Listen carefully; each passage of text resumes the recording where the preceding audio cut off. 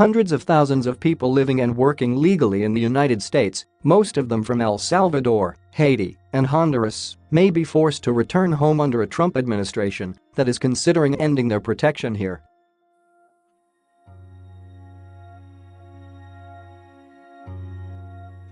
The Department of Homeland Security is considering whether to extend Temporary Protected Status (TPS) to designees whose home countries are recovering from natural disasters or civil wars.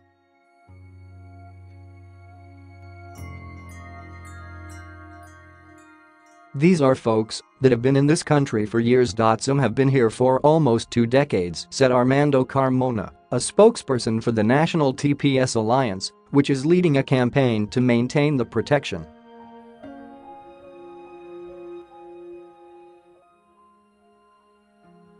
They work here, they built families here, they have U.S. citizen children. Expiration dates for the protection vary by country, with Nicaragua and Honduras facing Jan. 5 expiration dates.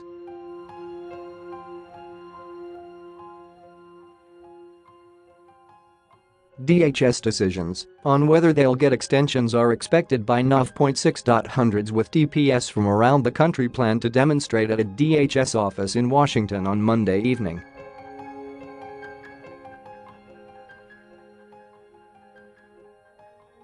Throughout the day, some met with congressional members and staff. The National TPS Alliance wants Congress to craft legislation that would allow TPS holders to have permanent legal status.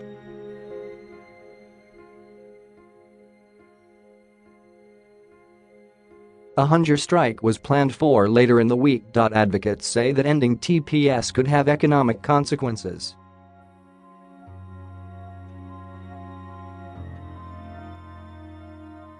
An Oct.20 report from the Liberal Center for American Progress, CAP, found that the United States could lose $164 billion in gross domestic product over the next decade if TPS were to be terminated for Salvadorans, Hondurans, and Haitians.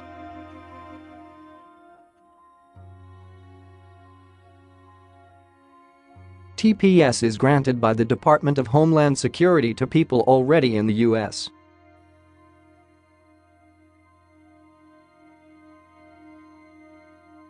from countries suffering political or environmental conditions that prevent them from returning home.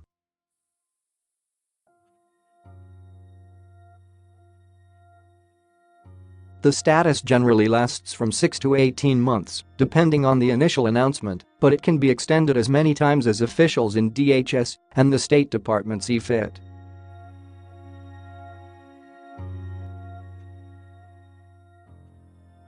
Honduras received TPS status in 1999 when the country was hit by Hurricane Mitch, a deadly Category 5 hurricane.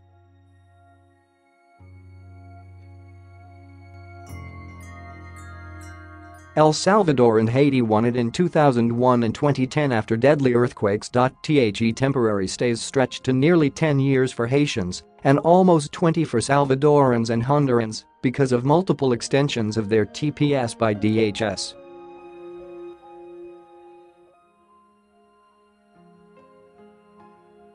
Sharon Schiedhauer, a spokesperson for U.S. Immigration and Customs Services, said in a statement to NBC News that DHS will review conditions in each country individually to determine what decision is warranted by the appropriate expiration date.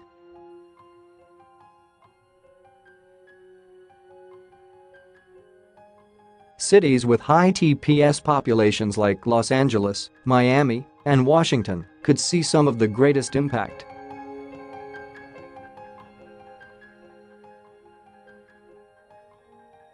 Immigrants who hold TPS are deeply embedded, longtime members of their communities, Nicole Svijlenka, a senior immigration policy analyst at CAP, said in a statement.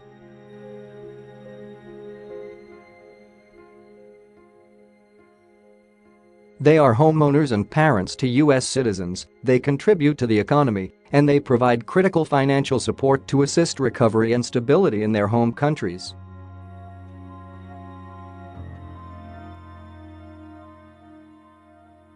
A study released in April by Kansas University's Center for Migration Research found that TPS holders are employed at rates higher than the national average, with much of the labor force working in industries like construction, restaurant services, landscaping and childcare.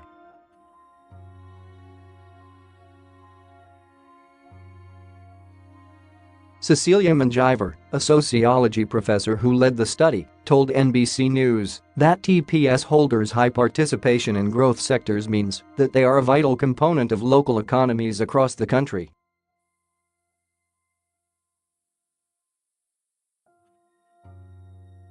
A group of 20 senators led by Sens. Ben Cardin and Chris Van Hollen, both Maryland Democrats, sent a letter to DHS and the State Department, urging them to renew TPS for Honduras and El Salvador.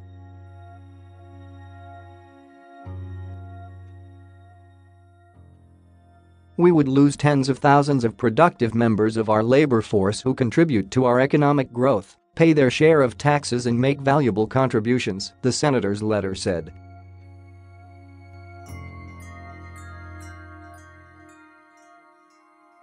While critics of TPS argue that immigrants are a drain on federal and local assistance services, most economists agree that the benefits of immigration outstrip the costs.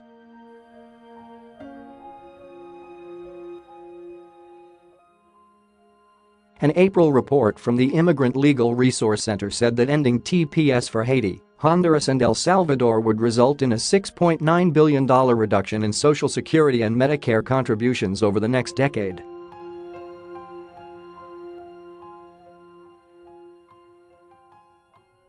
But so far, Trump administration officials have indicated they are not warm to extending their status.